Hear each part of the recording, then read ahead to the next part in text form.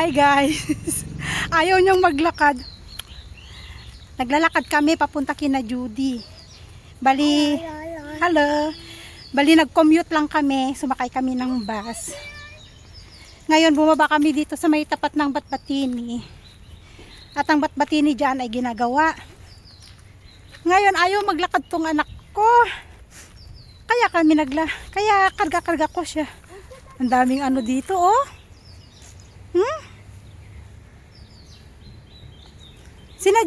Sina Julie, akala ko nauna sila sa amin. Nasa may Pokhara bus park pa, nasa may bus park pa rin sila. Kaya sabi, pauna na kami maglakad pa loob, papunta kina Judy. Nauuna na si Asher. Yuwak anak ko. Ayaw niya maglakad. Dada. Ha? There's a motorcycle. Dahan-dahan lang kami para hindi kami masyadong ano. Hajul. Motorcycle. Ay, scooty.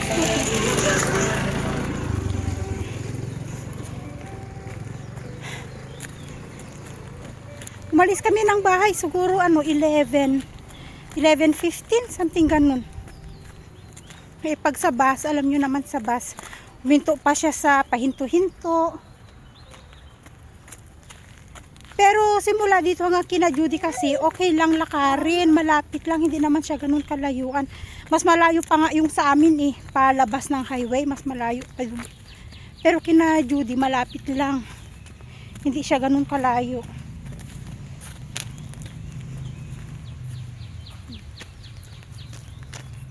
Nakatulog sa bus. Pagbaba namin, nagising. Stop.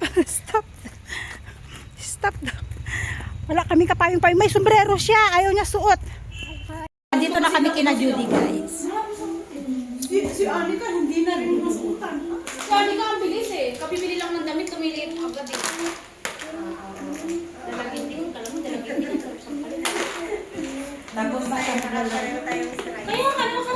Bakasyon na kasi, school vacation na, wala nang pasok ang mga bata, kaya yan, nakakagala-gala na ang mga nanay. Yari, pauwi na kami guys.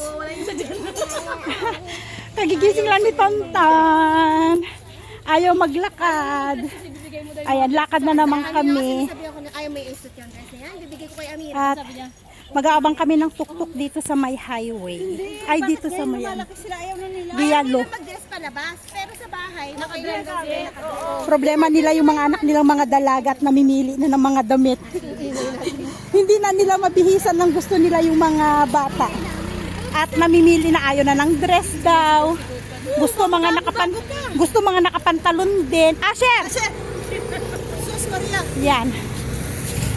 Dito na ngayon sa Facebook. Asher! Asher!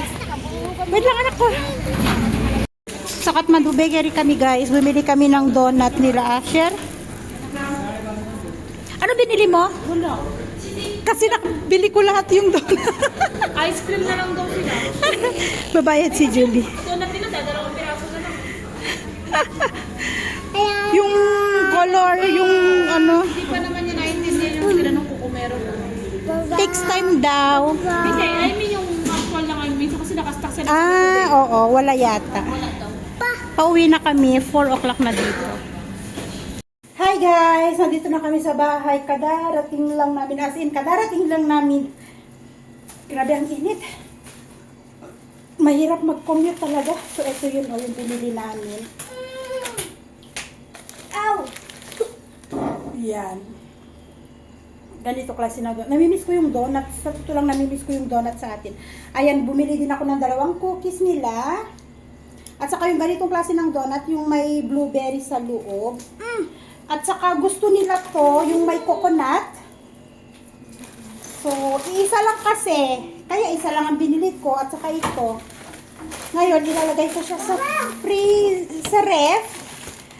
Kasi, bukas, pwede ko yan ipainit sa oven. At yun ang magiging almusal nila. At ito. Yung ganitong klase ng donut. Dalawa. So, nami-miss ko yung donut sa atin, guys. Actually, masarap. Masarap yung donut nila. Kasi, nung nakaraan, ganito din yung binili ni Julie nung dumaan kami sa Kathmandu Bakery, nung pumunta kami sa Korean restaurant.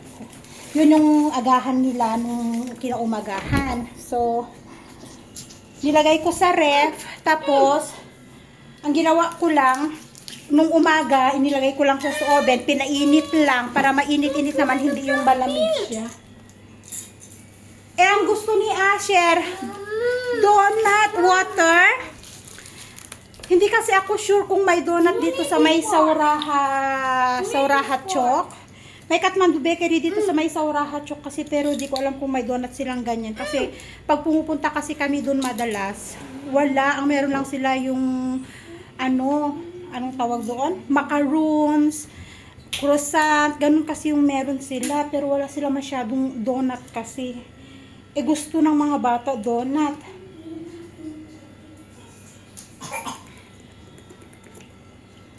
Sobrang init na lang. Buti nga hindi umulan. Anak, you open. At saka ito pala. Anak, you open na the window, anak ko. You open the window. Eto, may dala si Ruth kanina. Pamigay niya mga... Oy, Tan! Shh! Tan! Nakadapot ako ng isang pares. Kurta surwal siya, guys. Na, pwedeng ba?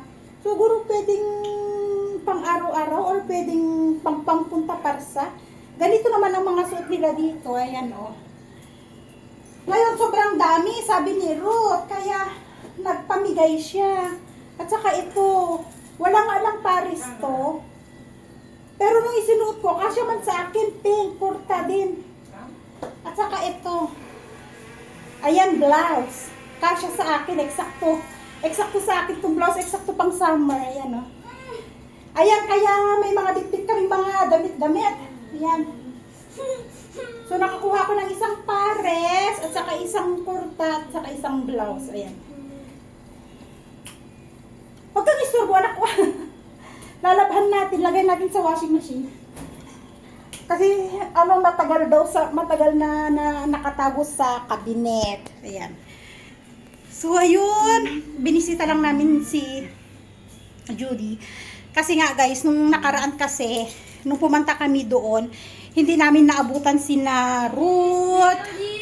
Hindi namin naabutan sina Ruth, si Mimi. Kasi nga, si Liana may exam pa noon. Kaya hindi kami medyo nagtagal. Pero ngayon, dahil tapos na ang exam, that's one for adding anak ko. Tapos na ang exam ng mga bata. Last day ngayon si Liana, kaya hindi nakasama si Liana.